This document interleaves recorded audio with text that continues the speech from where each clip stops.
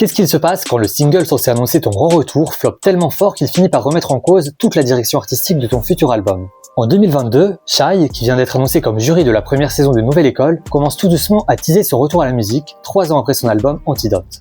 Les choses sont faites en grand. Elle ouvre un pop-up à Paris et dévoile une nouvelle DA rétro-futuriste. La hype commence à monter chez ses fans et le 29 avril, elle revient officiellement à la musique avec un nouveau titre, Da, accompagné de son clip. Le titre s'éloigne des morceaux plus chantés qui avaient fait le succès du précédent album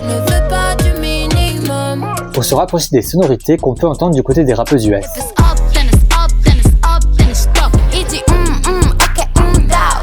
Mais si la nouvelle direction de Shai est saluée par une partie de sa fanbase, le grand public, lui, a plus de mal à suivre. Un morceau comme Da, c'était une proposition. C'est vrai que les gens, ils l'ont pas compris ou l'ont pas...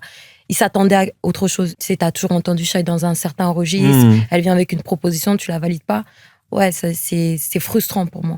En première semaine, le morceau se classe 40e du top single. Mais dès la deuxième, il y disparaît définitivement.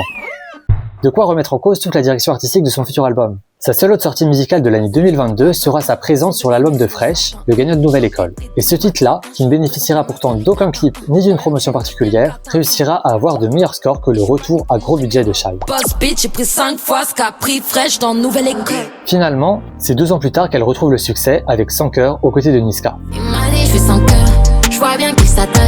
Le morceau, qui est plus proche de ce à quoi elle avait habitué le public sur Antidote, lui permet de décrocher un numéro 5 en France. C'est la position la plus haute jamais atteinte pour un titre de Shai.